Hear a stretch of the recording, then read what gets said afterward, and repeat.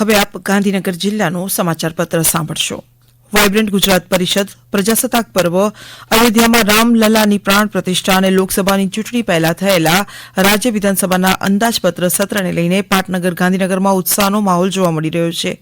લોકસભાની ચૂંટણી નજીક આવી રહી છે તેમ ચૂંટણી પંચ અને રાજકીય પક્ષો દ્વારા ચૂંટણીલક્ષી પ્રવૃત્તિઓ વેગવંતી બની છે. ગુજરાતને વૈશ્વિક ફલક પર ઓળખ અપાવનાર વાઇબ્રન્ટ ગુજરાત વૈશ્વિક રોકાણ પરિષદની 10મી આવૃત્તિ તાજેતરમાં ગાંધીનગર મહાત્મા મંદિર ખાતે યોજાઈ ગઈ. આ 3 દિવસીય પરિષદમાં વિશ્વની ટોચની કંપનીઓના 200 જેટલા સીઈઓ સહિત વિશ્વભરના 34થી વધુ ભાગીદાર દેશો તેમજ 16 ભાગીદાર સંસ્થાઓએ ભાગ લીધો હતો. આ પરિષદમાં 2047 સુધીમાં ભારતને વિકસિત બનાવવાના ઉદ્દેશને સાકાર કરવા વિકસિત ગુજરાત બનાવવાનો રોડમેપ રજૂ કરવામાં આવ્યો હતો. રાજ્યપાલ આચાર્ય દેવવ્રતના સંબોધન સાથે ગાંધીનગર ખાતે આવેલી રાજ્ય વિધાનસભામાં 1 ફેબ્રુઆરીથી અંદાજપત્ર સત્રનો આરંભ થયો. બીજા દિવસે નાણામંત્રી કનુભાઈ દેસાઈએ આગામી વર્ષ 2024-25 માટે 900 કરોડ રૂપિયાની એકંદર પુરાંત અને 9,821 કરોડ રૂપિયાની મહેસૂલી પુરાંત દર્શાવતું અંદાજપત્ર રજૂ કર્યું હતું, જે અનુસાર 3,32,465 કરોડ રૂપિયાનું કદ અંદાજવામાં આવ્યું છે. યુવા, ખેડૂત, મહિલા અને ગરીબ આ 4 પાયાના વર્ગોને કેન્દ્રમાં રાખીને ખાસ કરીને મહિલાઓના પોષણ અને શિક્ષણને પ્રોત્સાહન આપવા કેટલીક નવી યોજનાઓની જાહેરાત આ બજેટમાં કરવામાં આવી છે. રાજ્યની દીકરીઓ વિધાનસભાની કામગીરીથી અવગત થાય તે માટે 24મી જાન્યુઆરીએ આંતરરાષ્ટ્રીય બાલિકા દિવસ નિમિત્તે મહિલાઓની ભાગીદારી અંગે જાગૃતતા વધારવા વિધાનસભા ગૃહમાં સૌ પ્રથમવાર તેજસ્વીની વિધાનસભાનું આયોજન કરવામાં આવ્યું, જેમાં દીકરીઓના જન્મ, શિક્ષણ, આરોગ્ય, પોષણ તથા સલામતી, સુરક્ષા અને નેતૃત્વના વિકાસ જેવા દીકરીઓને સ્પર્શતા વિવિધ મુદ્દાઓ પર ચર્ચા કરવામાં આવી હતી.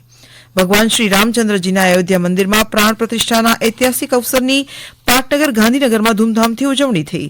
રાજકીય નેતાઓથી માંડીને સામાન્ય માનવી સુધી સૌએ દીવડા પ્રગટાવી આ પાવન ક્ષણને વધાવી હતી. આ અવસરે રાજભવનના પ્રાંગણમાં આકર્ષક રંગોળી પૂરવામાં આવી હતી. ચોમેર દીવડા પ્રગટાવવામાં આવ્યા હતા અને રાજ્યપાલે રામજ્યોતિ પ્રગટાવીને આનંદ ઉલ્લાસ વ્યક્ત કર્યો હતો. તેમણે ઉપસ્થિત સૌનું મીઠું મોઢું કરાવીને પ્રસંગની વધામણી વહેંચી હતી. ઉપરાંત મુખ્યમંત્રી ભૂપેન્દ્ર પટેલ અને રાજ્ય મંત્રીમંડળના મંત્રીઓના નિવાસ સંકુલમાં પણ દીવડા પ્રગટાવીને ઉમંગ અવસરની રામજ્યોત પ્રજ્વલિત કરાઈ હતી. પ્રજાસત્તાક દિવસની ઉજવણી આ વર્ષે ગુજરાત માટે વિશેષ હતી. આ વર્ષે વૈશ્વિક પ્રવાસન ગામ ધોરડો પ્રવાસન સંસ્કૃતિ રજૂ કરતી ગુજરાતની ઝાંકીને લઈને પસંદગી દેશમાં પહેલું સ્થાન મળ્યું છે. નવી દિલ્હીમાં પ્રજાસત્તાક દિવસની પરેડમાં ભાગ લેનાર ગુજરાતના એનસીસીના કેડેટ્સના સન્માનમાં રાજભવનમાં એટ હોમ સમારોહનું આયોજન કરવામાં આવ્યું હતું, જેમાં રાજ્યપાલ આચાર્ય દેવવ્રતજીના વરદ હસ્તે એનસીસી ગુજરાતના શ્રેષ્ઠ કેડેટ્સને મેડલ અર્પણ કરાયા હતા. લોકસભાની ચૂંટણી નજીક આવી રહી છે ત્યારે ચૂંટણી પંચ દ્વારા વધુમાં વધુ યુવાનોને લોકશાહીના આ પર્વમાં જોડાવા કેટલીક પ્રવૃત્તિઓ હાથ ધરવામાં આવી રહી છે. તાજેતરમાં રાષ્ટ્રીય મતદાતા દિવસ ઉજવાઈ ગયો. એ નિમિત્તે ગાંધીનગરમાં રાજ્યપાલ આચાર્ય દેવવ્રતે 95 કરોડ મતદાતાઓને મતદાન જાગૃતિ અંગેના શપથ લેવડાવ્યા હતા. ગાંધીનગરમાં આવેલી નેશનલ ફોરેન્સિક સાયન્સીસ યુનિવર્સિટી ખાતે કેન્દ્રીય ગૃહમંત્રી અમિત શાહે centre for excellence in digital forensics અને બિહેવિયરલ ફોરેન્સિક્સ વિષયક 3 દિવસીય આંતરરાષ્ટ્રીય કોન્ફરન્સનું ઉદઘાટન કર્યું હતું.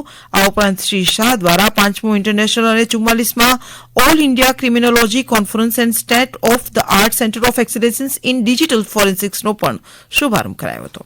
ભારતના સંકલ્પ અને વોકલ ફોર લોકલ અને વોકલ ફોર ગ્લોબલની સંકલ્પનાને સાર્થક કરવા માટે હાથશાળ અને હસ્તકલા માટે જોડાયેલા કારીગરોને પ્રોત્સાહન તથા રોજગારી આપવાના હેતુથી ગુજરાત વિધાનસભાના પટાંગણમાં હસ્તકલા ઉત્પાદનોનું પ્રદર્શનનું આયોજન કરાયું હતું.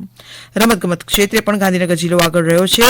તાજેતરમાં કેન્દ્રીય ગૃહમંત્રી અમિત શાહ અને મુખ્યમંત્રી ભૂપેન્દ્ર પટેલે ગાંધીનગર લોકસભા પ્રીમિયર લીગનો પ્રારંભ અમદાવાદના છારોડી એસજીબીપી ક્રિકેટ ગ્રાઉન્ડ ખાતેથી કરાવ્યો હતો.